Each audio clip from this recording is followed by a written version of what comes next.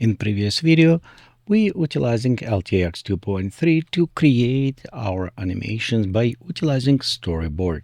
This has allowed us to create with a sound and voice almost unlimited link, but it was some withdraw with this. One, of course, we cannot continuously and smooth to do. So what it was using a different frames, and we'll just gone through all these different frames, render one of this frame, switch camera view, and as a result we used to have it something image like this. So just exactly one image look right there. We cannot switch, zoom or out, or we can go ahead and create another ones like full standing body like right there. So even this is kind of look very nice and interesting, and we can create up to 30 seconds without very big visible degradations. It was different approach. One of the approach was suggested, what if we extract the last frame and continue from this frame? That will lead to even more degradation. So technically image become more blurry and rest sharp. Recently, if we look in templates, it was add new LTX 2.3 first last frame. In this way we can have a beginning frame and last frame, and we can utilize to render smooth animations between two of them. This has allowed us now to create a nice smooth storyboard with a smoothing going between transitions. So we don't need to just stay in one shot. Now we can have it, for example, one shot far away, example like this, and our next shot can be like this one, first and last shot, and we can add transition to move with the zooming in our camera. So here's a, for example, result, and you can see we have it one full body shot, and next we have it half body shot, and as we're going it is preform close up. And look on this, because it is a last frame, it does not have a degradations. It looks sharp and nice, and from this we can continue. We can also just reuse the same shot over and over if we want to return to same pose. It's excellent for looping animations. It's excellent. So let's go back now. This is what we're going to use and mix with some of our storyboard. If you don't have a chance to watch my video before, I'll put link down below. Be sure you check that video, our workflow, how to create and how to use in custom nodes that I wrote that utilize storyboard. Storyboard in simple ways, it just multiple different type of the images, and you just can connect them, increase, decrease those images, assign value how long you want for each frame. For example, 5, 10, 20 seconds, whatever you want it. Assign also additional information and use it this way. However, this one is utilizing looping, and that's actually what it was doing. It's loading first image, processing, generating video. After our segment loop, it's return count, taking next image connected, for example, like right here, image 2, process this image again, and doing so in our loop, base it on a link of our song, or if you have it any specific limitation like segment of the music, it will utilize this as well. So it will continue loop as long as you need it. And technically you can also just set a loop to the 5 hours, and it will do for you continue doing this, render your video in 5 hours. And then maybe it's work if you want to do like very beautiful relaxation video.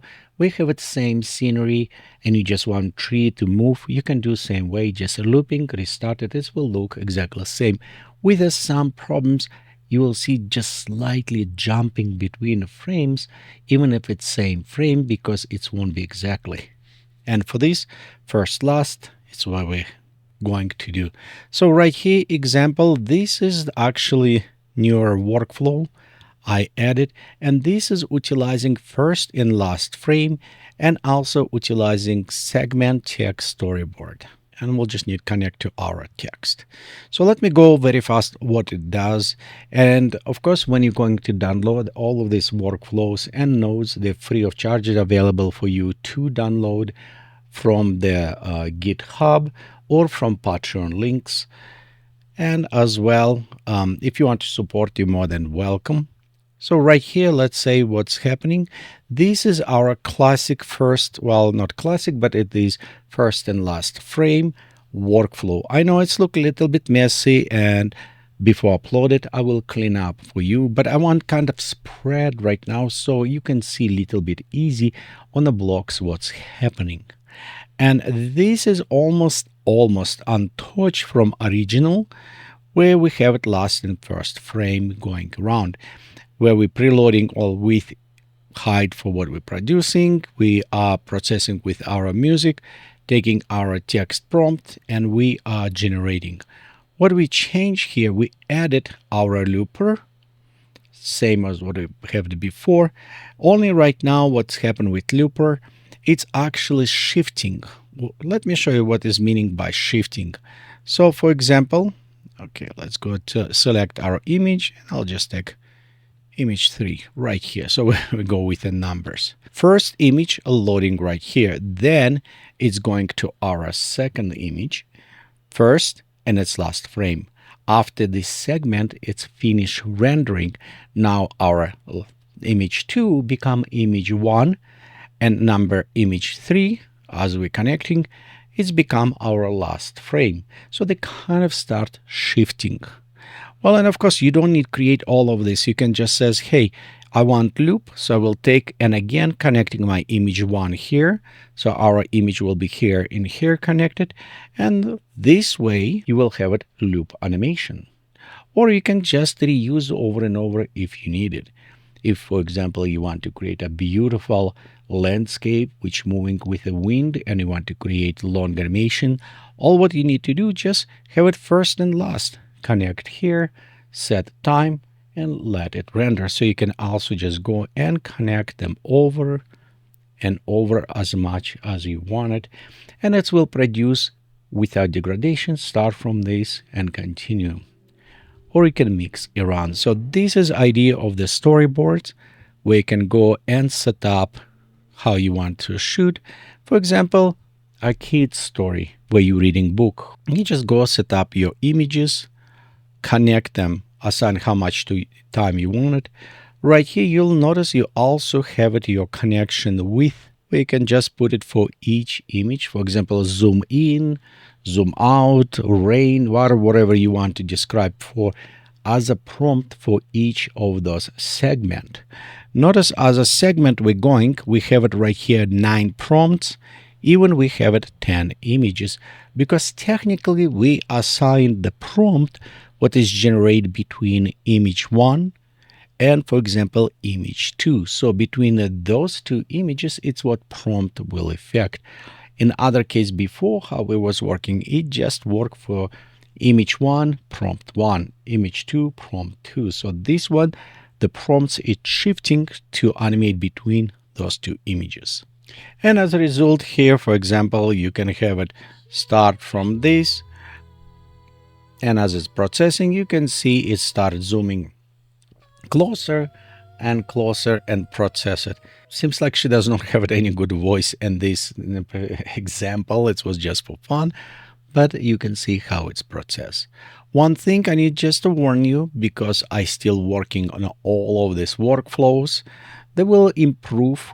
They will have new features. So be sure to subscribe, click like, and follow to check when the latest updates for these workflows will be released. And just a small note, of course, as in a previous type of workflow, this will save individual segment as well in the end, take it and combine all video together. With combining all video together, you will need to have a little bit bigger video card. If you don't want it, be sure just uncheck right here, merge segments, and you can merge them together. I would recommend to do this if you are working on very long video, maybe an hour, 45 minutes, something like this. This way, when it's merging them together, it won't utilize all of your VRAM. Otherwise, you may run into some problems. Thank you for watching this video. Let me know what you think, and we'll see you next time.